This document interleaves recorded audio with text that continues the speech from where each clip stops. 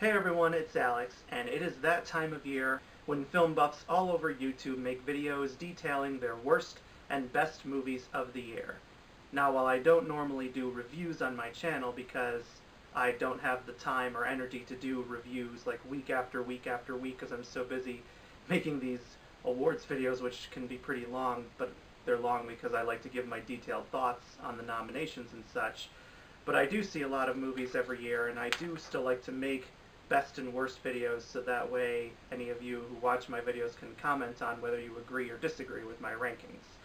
And today I'm going to be counting down my top 15 worst films of 2018. Now, I saw a lot of movies last year, but of course I did not see every single movie, either because I didn't have time to or I just simply didn't want to. Now, there were quite a lot of bad movies, so it was hard limiting this to just a top 15, but I don't want this video to be too long, so I have a bunch of dishonorable mentions, which I'm going to go over real quick from least dishonorable to most dishonorable, and then I'm going to count down my top 15 and give a brief explanation of why it's in my list. Now, of course, this is my list, and all film lists are subjective. Maybe my list is very similar to yours, maybe it's very different from yours. But whatever the case, that's okay, because we all respond to films differently, and there is no scientific way to prove that one film is objectively worse than another. This is just simply my list based on my experiences at the movies this past year. So, without further ado, let's begin the countdown.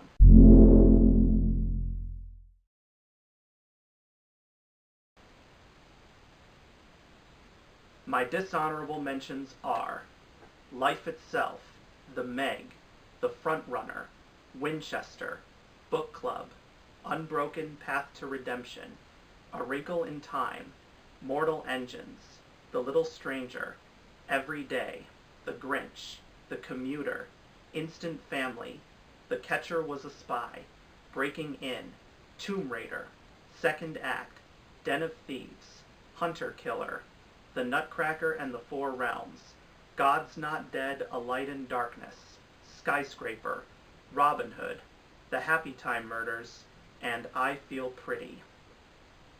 Now, let's begin the countdown.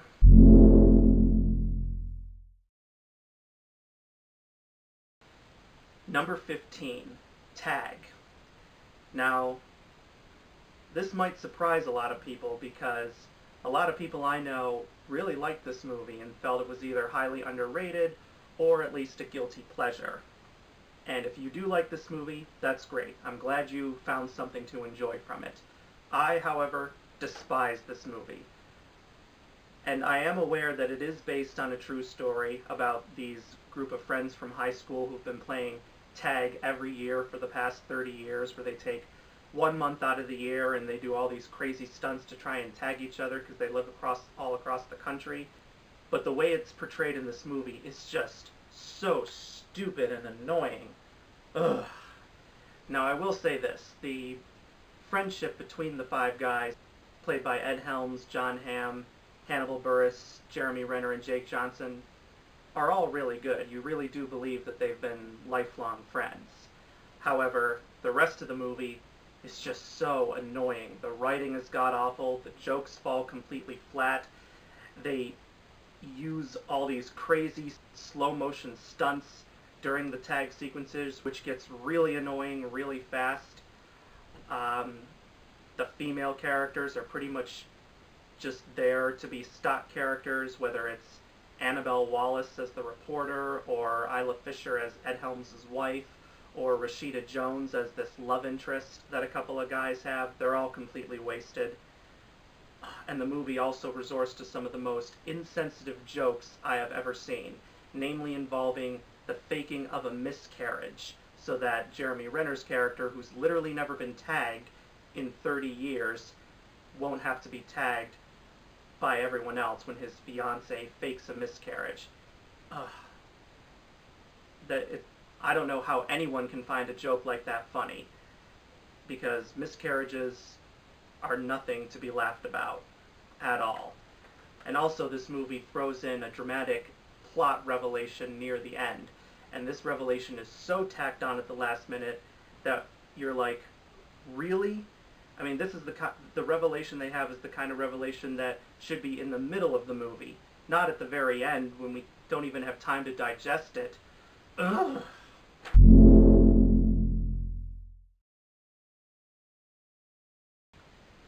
Number 14, Forever My Girl.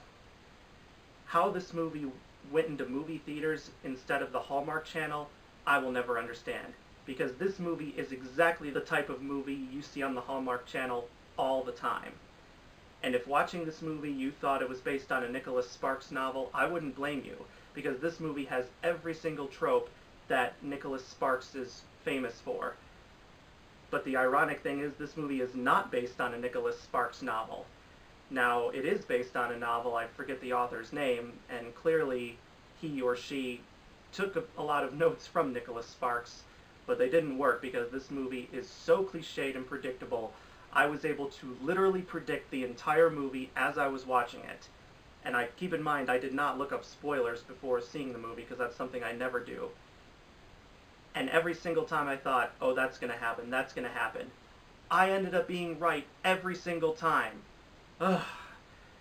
And the plot of this movie is just really stupid.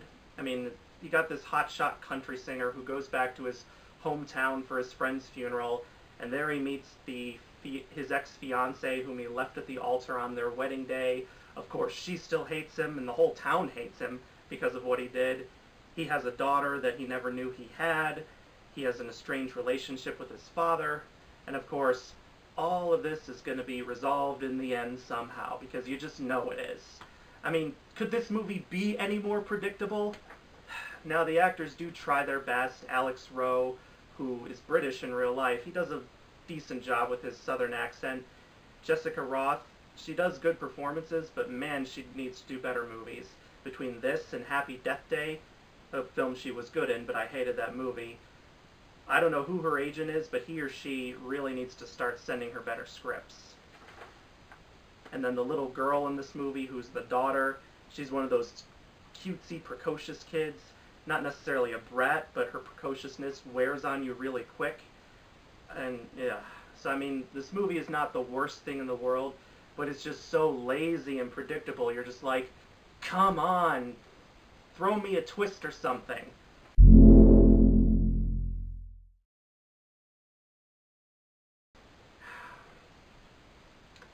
Number 13, The Hurricane Heist. Now, with a title like The Hurricane Heist, you really can't be expecting an Oscar contender. And if you went in thinking this would be an Oscar contender, then you're seriously deluded. I just hope this would at least be a cheesy fun time, like Independence Day. But no. And considering that this is directed by Rob Cohen, I should have prepared myself better. Because my God, this is one of the worst disaster movies I have ever seen. And the plot is just, it's so ridiculous that this should have gone straight to the Sci-Fi Channel. You know, the same channel that broadcasts the Sharknado movies. Because it's about these Treasury employees who decide to steal money from the Treasury because they're that greedy. But of course, they have to access the code from this one employee, and of course, they have to resort to trying to kidnap. And then you got these two brothers who are feuding with each other, and of course a hurricane is about to strike. I mean, I can't even describe this plot coherently because it's that ridiculous. The acting is pretty bad. Toby Kebbell and Ryan Quanten, they're not very good. Maggie Grace, she's not very good. And Ralph Ineson, if that's how you say his last name. What the hell happened, man? You were fantastic in The Witch. You gave what I thought was an Oscar-worthy performance in that movie. And now you're doing this?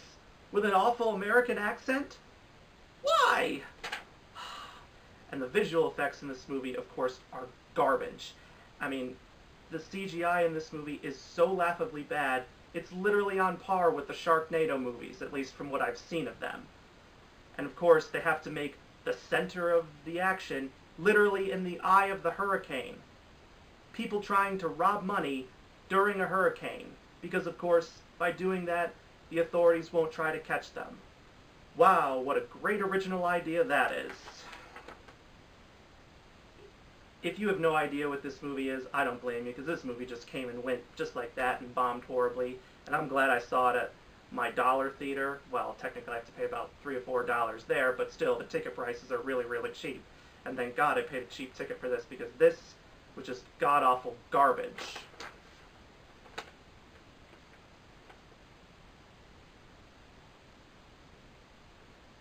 Some people might find this as a guilty pleasure, and I wouldn't blame them. But for me, this is just another reason why Rob Cohen cannot be trusted. And why he keeps being allowed to direct movies, I will never know.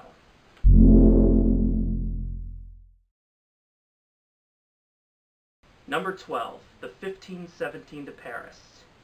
Man, oh man, what a colossal disappointment and letdown this movie was. And it was directed by Clint Eastwood of all people. Clint Eastwood. He had good intentions with this movie, don't get me wrong, but he just failed miserably. Now this film tells the story of the three men who stopped the terrorist attack on a train to Paris back in 2015. Their names are Spencer Stone, Anthony Sadler, and Alex Skarlatos. Now Clint Eastwood decided to make this movie as authentic as possible. He would cast all three of the real people to play themselves in this movie. Now, having a non-actor play a big role in a major movie can sometimes work. It famously worked in the World War II film The Best Years of Our Lives, where Harold Russell, a World War II veteran with no acting experience at all, gave a wonderful performance and won a well-deserved Best Supporting Actor Oscar for his work. But of course, that movie was directed by one of the greatest directors living at the time, William Wyler. Now, Clint Eastwood is one of the greatest directors who's ever lived. However, he really missed the mark here, because sometimes people just simply can't act. Even under the most talented director, they can't give a good performance because they're just not meant to be actors. And that's the case here, because, my God, you know, as great as these guys are for what they did in real life, they are terrible at playing themselves. Clint Eastwood is clearly trying his best to do what he can with them, but it just doesn't work. And even worse than the acting is the screenplay.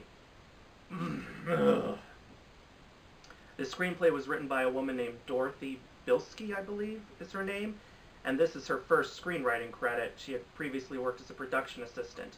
Now, first-time screenplays can be hit or miss, but my God, I have never seen a first-time screenplay that is this bad.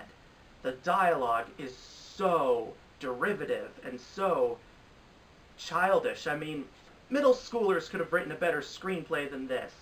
And because the dialogue is so bad, this movie is boring.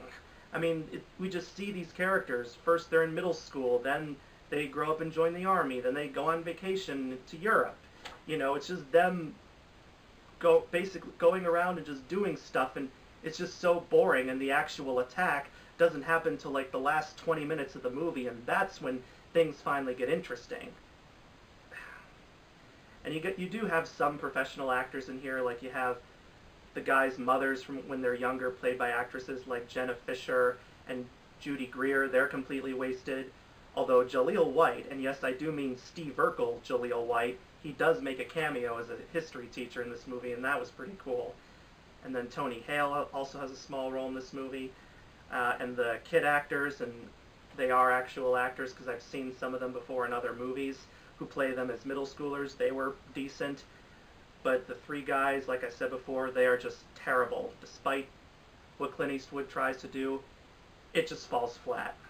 Now, I don't blame Clint Eastwood for wanting to tell this story, but why couldn't he have just used actual actors? Maybe the three guys could have made a quick cameo or served as consultants to the film. They still could have been involved, but they didn't need to be involved like this. And if they weren't going to use real actors, you could have just made it as a documentary for like the History Channel or CNN or something like that. Frankly, that's probably what should have happened, because as interesting as a story this was, I don't really think it needed to be told as a full movie.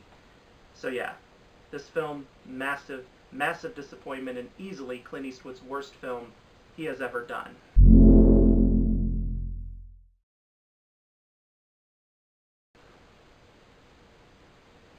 Number 11, Gotti. Oh boy, this movie.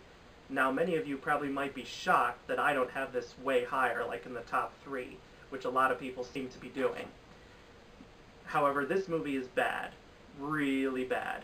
And it deserves all of the critical backlash that it received.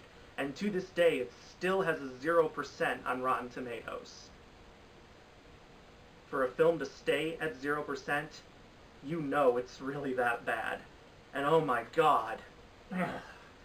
This movie is basically just a recreation of John Gotti's Wikipedia page. That's all it is. It just like zips through his life and barely touches on his mob activities and things like that, and then showcasing him in prison. It doesn't really explore who the man was. Yeah, we also see him as a family man, you know, and we contrast that with his life as a mobster, but nothing really ever happens. This movie is so boring. John Travolta. What happened? You were starting to have a comeback with your role as Robert Shapiro in the miniseries The People vs. O.J. Simpson.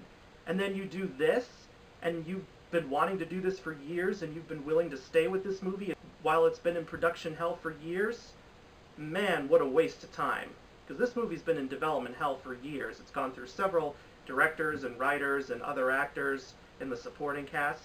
And the fact that this is what we get, this is just an epic slap in the face. And it's easily one of the worst mobster movies of all time. And this is easily John Travolta's worst performance since Battlefield Earth. His New York accent is atrocious. He tries to be all cool by breaking the fourth wall and talking directly to the camera, but it does not work at all. Kelly Preston is wasted as John Gotti's wife, and of course John Travolta cast her because she's his wife in real life, and of course, hey honey, let's make a movie together. But no, they have no chemistry, and the rest of the supporting cast, there's Stacy Keach, but I barely remember his role. I don't even remember the names of the other actors in this movie. The makeup in this movie. Oh, this is some of the worst makeup I have ever seen. The makeup artists from this movie should be fired and blacklisted from the industry because it's that bad, especially when we get to John Gotti being in prison and dying from cancer. I have rarely seen makeup this bad in my life.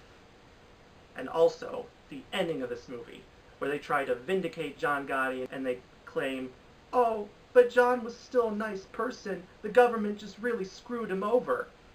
Bull! Even if John Gotti did some nice things, he was still a mobster.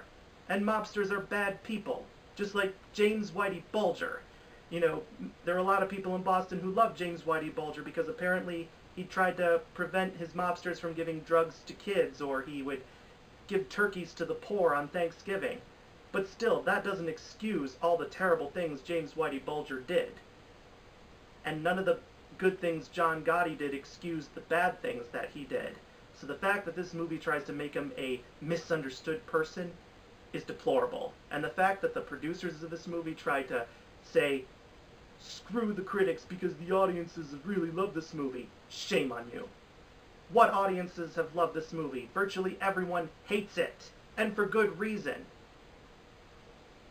If John Travolta does not get nominated for a Razzie for this movie, then the Razzies are seriously out of touch. And don't just nominate him. Nominate this movie across the board. For Worst Picture, Worst Director. Why was Kevin Dillon of Entourage hired to direct this and not like an actual legit director? Worst Screenplay. Ugh, pretty much everything this movie should be nominated for. Because it really is that bad.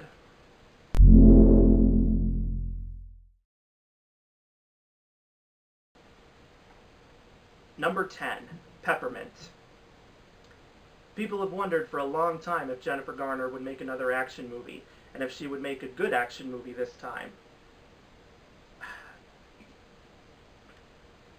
In this case, no, absolutely not. Now, to be fair, Jennifer Garner is the best thing about this movie, and you understand her desire to get revenge against this one group of gangsters because they killed her husband and her daughter. But everything else, oh my god, it is appalling. Jennifer Garner's motivation goes from being understandable to just completely ridiculous, because she not only wants revenge against the gangsters who murdered her family, She wants revenge against literally every gangster in Los Angeles, even though only a few of them were the ones that killed her family. So she literally wants to hunt all of them down. And frankly, some of the things she does to them are pretty grisly and disturbing. And also, at the beginning of the movie, she's just this regular suburban housewife, and then she vanishes off the earth for 5 years, no one knows where she is, and suddenly she comes back as this badass assassin, but the movie literally never explains where she was for all those years, how she trained herself to be such a badass, and where she got all those weapons and gear. The movie literally never explains it. Even if they just had one sentence explaining it, that would be fine. But no, they say nothing. Now I know too much exposition can be bad in a movie, but having no exposition at all is just as bad, if not worse. And the government officials and police officers in this movie are so cliched in the way they're being portrayed as corrupt and uninterested and lazy and being in league with the gangsters. It's just, could you be more cliched, predictable, and obvious? And also, there's a very uncomfortable racial dynamic in this movie due to the fact that you have Jennifer Garner, a white woman, trying to kill all these gangsters who are all pretty much Latino. I don't know if that was the filmmaker's intent to deliberately make them all Latino, but just from the way it's portrayed on screen and the way she's seeking revenge against all these gangsters, whether they're responsible or not, it's pretty uncomfortable to watch, to be honest. You know, it may not be like the most racist thing ever in a movie, but the fact that this kind of thing is being shown in a movie that came out in 2018, it's pretty appalling. And I'm honestly shocked that studios thought, hey, this will go over well with audiences, because it didn't. Because like a lot of these movies, this movie flopped at the box office, and it deserved to. And the editing and cinematography, you literally can't even tell what's going on. And when you make that happen in an action movie, that automatically earns it a dislike from me. So while Jennifer Garner does showcase her action skills pretty impressively for the most part, the muddled editing and cinematography and just this problematic storyline just make this film an epic mess. Shameful, shameful, shameful.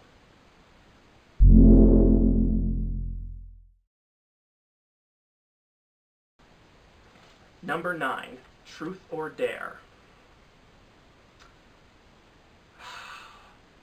Jason Blum, why do you always insist on making these cheap horror movies that are no good but are going to make huge money at the box office anyway because you make them so cheap? Why not just focus on movies like The Gift, Whiplash, and Get Out?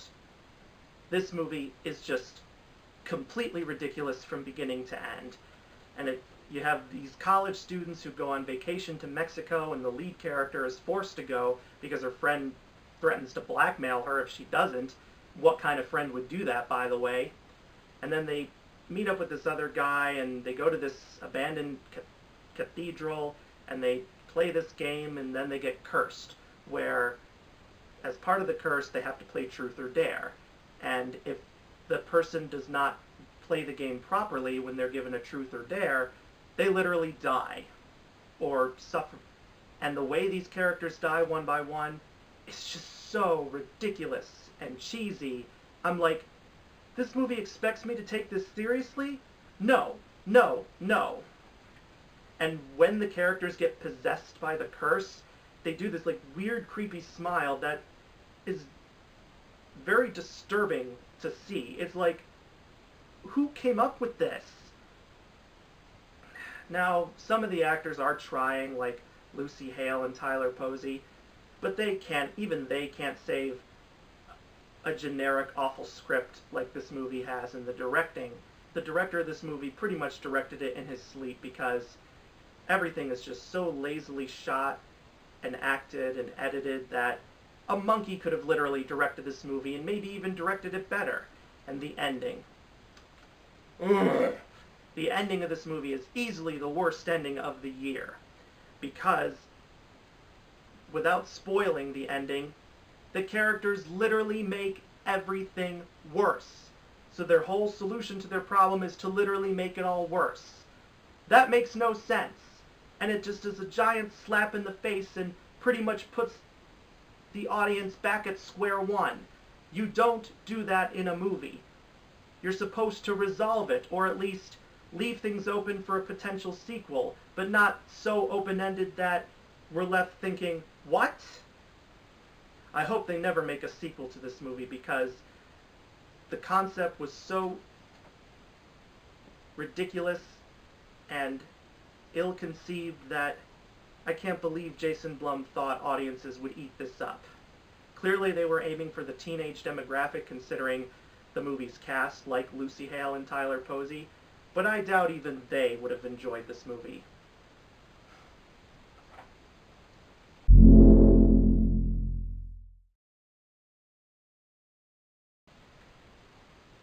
Number 8, Slender Man. Really? Slender Man is still a popular thing?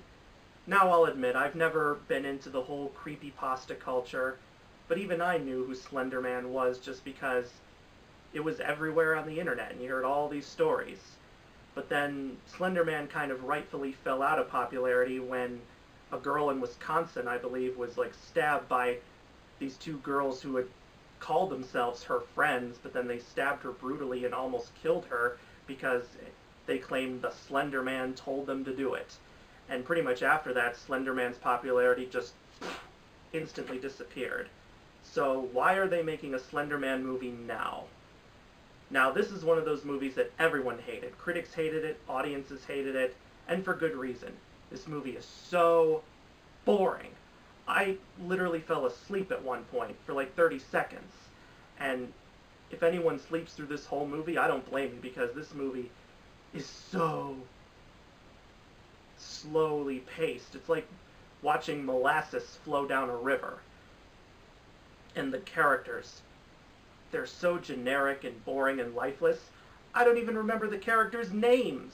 That's how bad they are. And the Slender Man only comes after them because they research the legend of the Slender Man, and it says, don't say these words or the Slender Man will arise. And of course, what do? They say them anyway, and there he is. And when he takes all these girls and basically kills them one by one, you can't really feel sympathetic for them because they give you nothing to feel sympathy about. And one of the actresses who plays the girls, Joey King, who is her agent? Why is he or she giving her these roles, and why is she accepting them? She was already in one really bad horror movie last year, Wish Upon, which is only slightly better than this. But this movie is even worse than Wish Upon. This movie makes Wish Upon look like The Exorcist.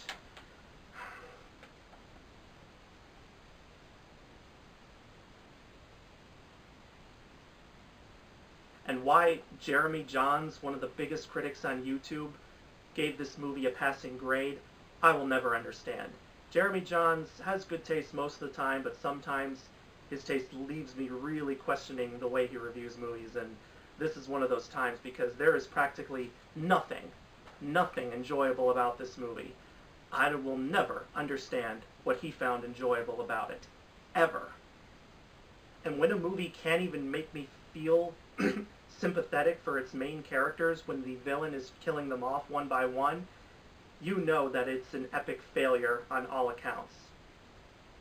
And I do not blame anyone who disliked this movie, because there is virtually nothing good about it.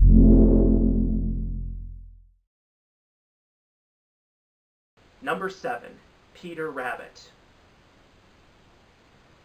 Everyone in this movie should be ashamed of themselves, both cast and crew. How dare you take a beloved literary character like Peter Rabbit and basically ruin everything his story stood for just to make a modern-day live-action CGI family-friendly comedy. What valuable lesson does this teach families? Where is the comedy in this movie? There pretty much is none. They make this a live-action movie instead of animated, and I have no idea why. As a result, the CGI animals, especially the rabbits, look atrocious. The cast, both human and animal, god-awful. James Corden, annoying as Peter Rabbit. Not as annoying as High Five in the Emoji Movie, but pretty close. And like Daisy Ridley and Margot Robbie play his sisters, and I honestly don't know which one was which, because I couldn't even tell their voices apart here. Domhnall Gleeson is Mr. McGregor. Oh my god. He is so hammy and over the top.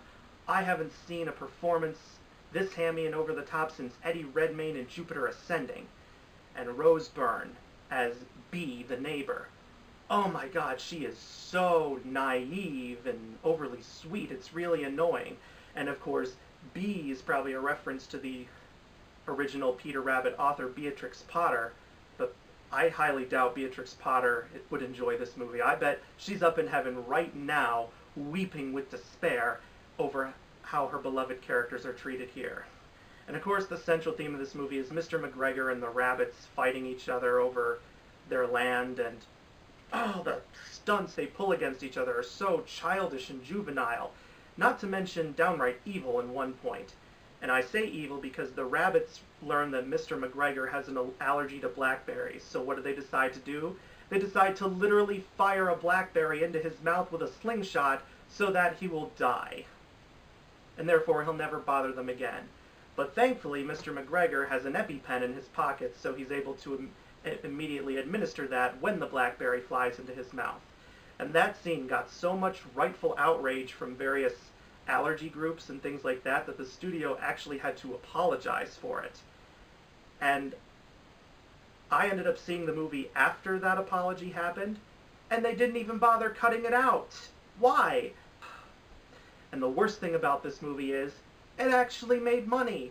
I wasn't sure how profitable Peter Rabbit would be, because I don't know how many parents read the stories to their kids these days, but it made enough money that we're actually getting a sequel. Hollywood, just because one movie makes money at the box office does not mean we need a sequel. Not every movie needs a sequel.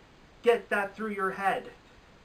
And of course, with a sequel, they're just going to do the same things that they did before, and that movie's probably going to be just as bad, if not worse.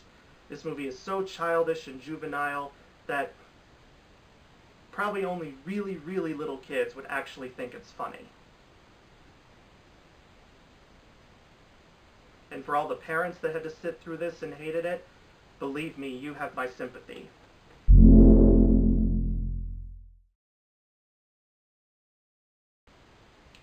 Number 6, Acrimony.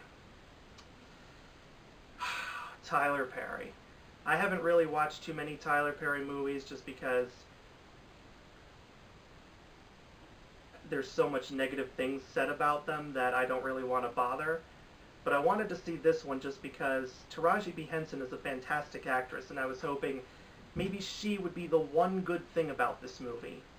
And at first she is, because you can understand her character's frustration at her husband being too lazy to get a job for 20 years because he's trying to invent this energy-saving battery.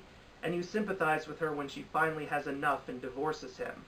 But then once he strikes rich, she then wants to get back together with him so she can be rich too, and she becomes a full-blown insane psychotic stalker.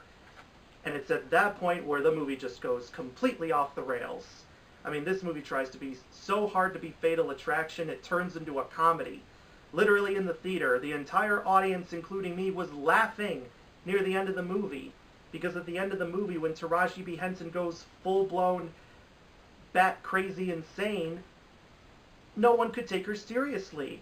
I mean, when Glenn Close in Fatal Attraction and Kathy Bates in Misery go insane, they're genuinely frightening. And there's a reason why their performances got Oscar nominations, and in Kathy Bates' case, an Oscar win. But here, oh my god, Taraji P. Henson's character Melinda is so over the top that all Disney villains put together are more terrifying than her.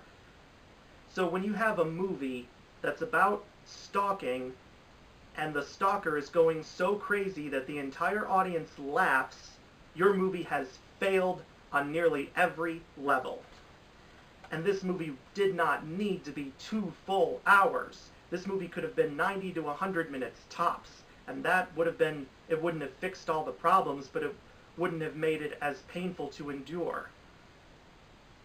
And what kind of woman in real life would stay married to a man like the character of Robert, whose performance by Lyric Bent is awful? No woman would stay married to a man like that for 20 years. Unless she was, like, so financially dependent on him that there was no way for her to leave. But that wasn't the case here, because Melinda was the one supporting her husband and could have left him many times, but kept telling herself, oh, he'll change. But he never does. And then when he does change, it's too late, because she's the one who wanted the divorce, and now she's the one going after him. Tyler Perry, did you, like, write this movie in only one day? Because this plot makes no sense. And Taraji P. Henson, how much money were you offered for this? I know you filmed the TV show Empire and can only do so many movies at one time because of that, but you picked this? Really? Thankfully, The Best of Enemies, which comes out later this year, looks great, and I think Taraji P. Henson will be fantastic in that. But still, why this movie, Taraji P. Henson? Why? Tyler Perry, just... you really need to take, like, a film refresher course to make a good movie.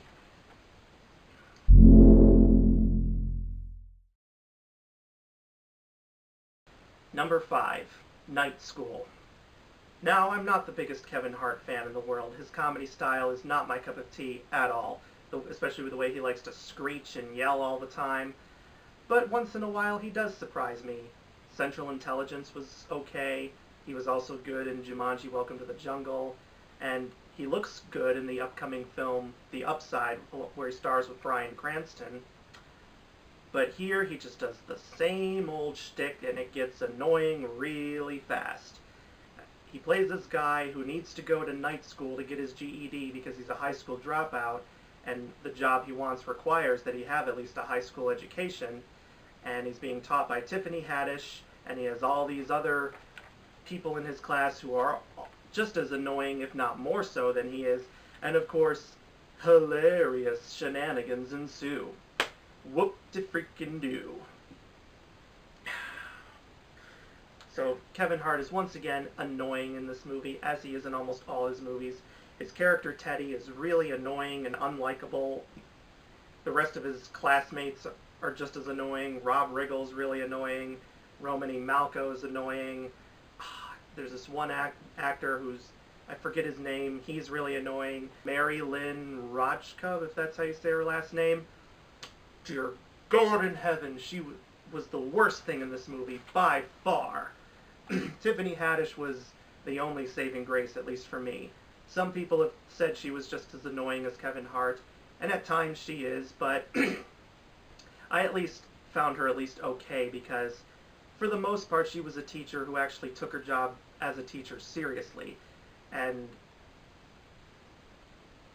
the scenes where she does try to help Kevin Hart outside of the night school class, there's one scene that's really funny where she's like literally popping up everywhere he goes, like on his TV, on his food. That was funny. Or when she tests him for learning disabilities, that was actually kind of touching. Oh, I forgot to mention Taran Killam. Oh my god, Taran Killam as the principal, who of course is Kevin Hart's old high school rival. Oh my god, he is so annoying and over the top, and he's so obnoxious, and he literally carries around this giant bat, and he's like, I got a bat, I'm not afraid to use it. What kind of principal acts like this? Some people may be like, oh, calm down, it's just a comedy, don't take it too seriously. Look, not all films have to be serious, but they at least need to be logical. And in what logical world would a principal ever carry around a baseball bat when he's walking through the hallway? None of them. Plus, this movie is just so cliched and predictable that nothing surprises you at all. And when the movie is finally over, you're just like, yes, thank God, thank you. It's because of the stupid stuff that goes on in this movie that these kinds of comedies are usually among my least favorite films in any genre. And it's usually why they're in my worst list every year. But we got more coming, so prepare yourselves.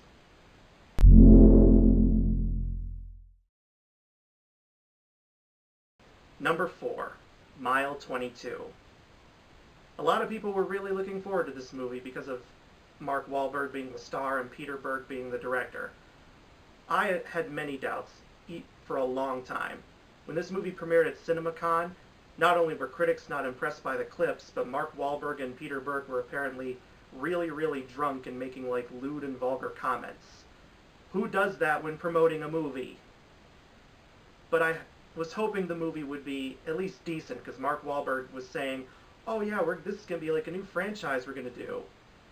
But no, this film is an epic failure. There's never going to be a franchise after this, because this movie was an epic bomb, and deservedly so. How did Peter Berg and Mark Wahlberg go from films like Deepwater Horizon and Patriots Day to this? The plot. What plot is there? They're having to take this spy and escort him across a dangerous zone. And of course, shootouts and things like that ensue. That's pretty much all there is. And apart from Iko Uwais as the spy, everyone in this cast is awful. Mark Wahlberg, he plays one of the most unlikable characters he's ever played. And John Malkovich is so wasted in this movie. Literally, all he does is just walk around and bark into an earpiece. And the wig. I normally don't comment on wigs because it's not usually that important of an issue. But this wig that John Malkovich wears is so bad. It is one of the worst wigs I have ever seen. The only wig worse than this is Zach Galifianakis' mullet wig in Masterminds. Not only is the script awful, but Peter Berg's direction. What direction is this? There's literally nothing going on here. It's just a giant free-for-all. The editing and cinematography is so awful, with the shaky cam and the quick edits. If you thought King Arthur Legend of the Swords editing and cinematography was bad, this film makes King Arthur look Oscar-worthy. Yes, it really is that bad. I mean, and the movie got so boring I literally fell asleep watching it, just like I did with Slender Man. Briefly fell asleep, but still, it made me fall asleep. And the ending. The twist at the end is like so lazy that you're like, oh, come on, really? And of course, this movie has to be all sequel bait with its ending and end on a cliffhanger. And if you thought Independence Day Resurgence's sequel bait ending was bad, oh, this one is 50 times worse. Because it has to throw in the dramatic twist that gives you no time to react to it. I'm glad this movie franchise that they were trying to create is dead in the water, because this movie never should have been made. It's really that bad. And if this movie does not get a ton of Razzie nominations, I will be furious.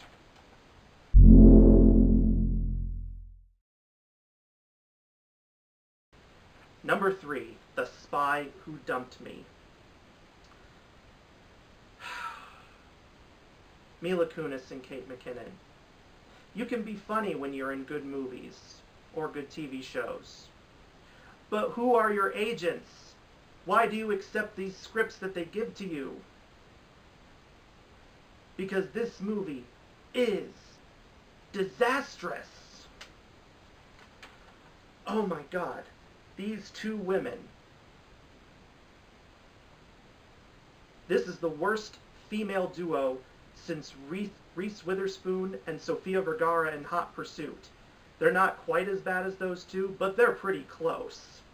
They are so obnoxious and annoying, and we're supposed to like them and root for them when they're sent on this spy mission by Mila Kunis' ex-boyfriend, played by Justin Theroux. No! There is nothing to like about these two.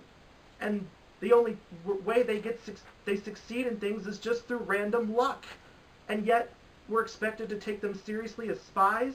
What? Oh my God. The action scenes in this movie are awful. The dialogue is awful. The supporting cast is awful. Sam Heughan is bad. This actress, I don't know her name, but she plays this Russian assassin. She's bad. Gillian Anderson, she's wasted. Why is Gillian Anderson in this? She's an icon from the X-Files. again, like with other actors I mentioned before, how much money did she have to be offered for this? What was so appealing about it to her? And this film literally had the audacity to make a joke about Edward Snowden. Because Kate McKinnon's character once went to camp with him as a kid, and she has to literally call him for help to hack into a computer. You do not make jokes about controversial figures like Edward Snowden. You just don't. It's not funny. This movie's pacing is god-awfully slow. This movie goes on for 2 full hours, just like Acrimony. Only this film's pacing is 50 times worse than Acrimony because it felt like it was 6 hours long.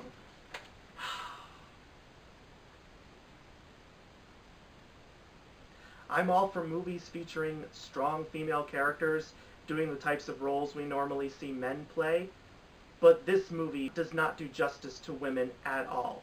Here, it just makes them look like bumbling idiots who just succeed due to random luck.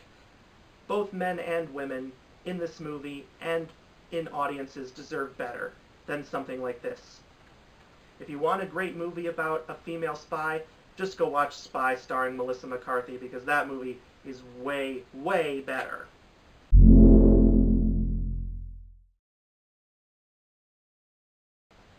Number 2, Holmes and Watson. If you thought Will Ferrell and John C. Reilly were awful in Step Brothers, this is actually even worse, something I never thought was possible. This movie is getting so much hate, and it's easy to see why, because this movie is a giant insult to Sherlock Holmes and Dr. Watson. You might say, well, it's a comedy, it's not supposed to be taken seriously, it's just a satire. What satire is this? Holmes and Watson have awful British accents in this movie. They're a pair of giant bumbling idiots who are so stupid that they make people like Joey Tribbiani from Friends look like Albert Einstein.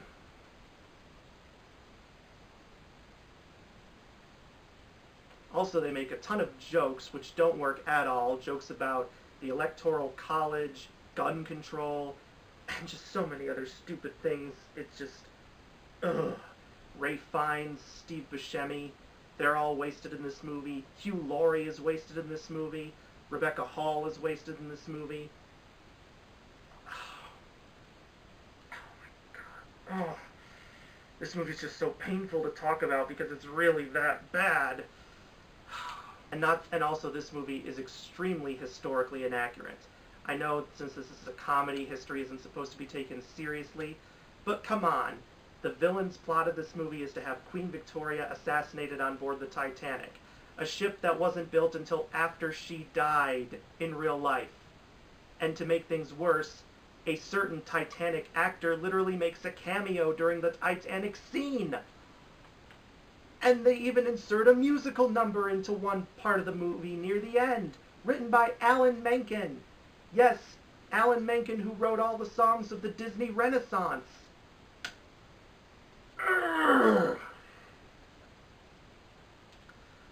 This is truly dumbfoundingly bad. I did not think this movie could be this bad, but it is. The hype for this movie is real. It really is that bad. It really is that epic of a disaster. The only reason why it's not my number 1 is that there's one film that made me just a little bit more angry. And here it is.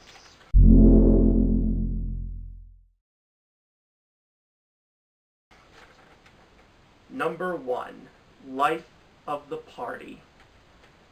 Melissa McCarthy, stop working with your husband, Ben Falcone. He can't direct. This is your 3rd collaboration with him, and it's your worst one yet. Tammy was bad, The Boss was bad. This is worse than both of them. Now, her character in this movie, Deanna, isn't necessarily as awful of a person as those two, as her characters from Tammy and The Boss. But in this movie, her character talks so much, she literally does not stop talking. At one point, I'm just thinking to myself, please be quiet, even if it's just for 30 seconds. The plot, Melissa McCarthy plays a woman whose husband literally tells her he wants a divorce right after they drop their daughter off at college, and then immediately afterwards he's already engaged to be married to another woman. What the hell? So she decides to go back to college where her daughter is going, and she befriends all her daughter's sorority mates and everything, and she falls in love with a younger student, and she has an annoying best friend, and she has to deal with her ex-husband's new fiance, and who later becomes his new wife, and just, oh my god, this movie is every college cliche rolled into one. Ugh. Especially with the sorority girls. The sorority girls are these cliche mean girls, and of course there's a cliche goth girl, and oh my god.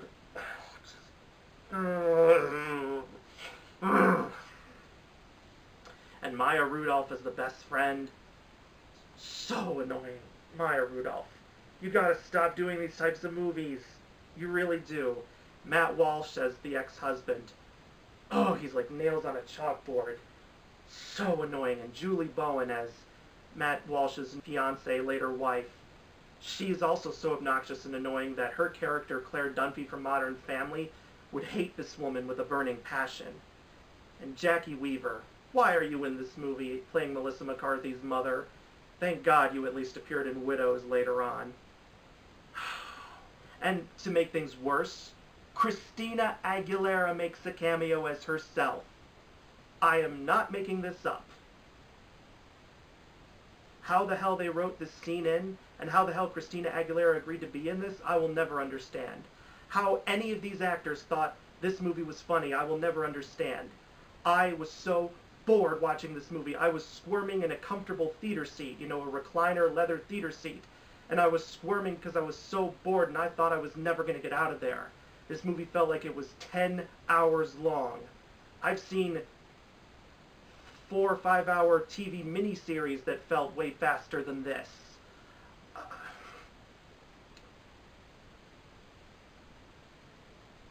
Melissa McCarthy can be good in a movie, but only when she's with a good director, because Ben Falcone is one of the worst directors working today. Virtually nothing in this movie works. Virtually no scene makes any sense or is funny. This movie is a waste of time and money, and everyone involved with it should be ashamed. Thankfully, Melissa McCarthy appears in a movie that will be in my best list when that video comes out, but the fact that she and her husband enjoy working together so much that they're having a 4th movie coming out later this year around Christmas, I will never understand. And that movie is probably going to be just as bad, if not worse, than this, because there is virtually nothing in this movie that is funny. It may not be as bad as my other #1 worst films like Hot Pursuit, Dirty Grandpa, or Fist Fight, but it's pretty close. There is nothing original about this movie. There is nothing funny about this movie. There's basically nothing worthy of this movie existing, because it truly is that bad. And this movie better get tons of Razzie nominations, because it deserves all of them. It should win a lot of Razzies. That's my personal opinion, and I don't know if it's going to happen, but I would certainly vote for it if I were a Razzie voter.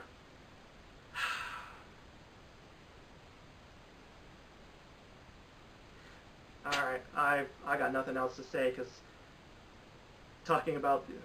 I was just burnt out watching this movie. I really was. Well, thank you guys for watching this video. Be sure to let me know in the comment section below what your worst movies of 2018 were, and subscribe to my channel and click on the notification bell so you can get all my new videos as soon as they're uploaded. And I will see you all very soon with my top 15 best films of 2018 video. Until then, bye.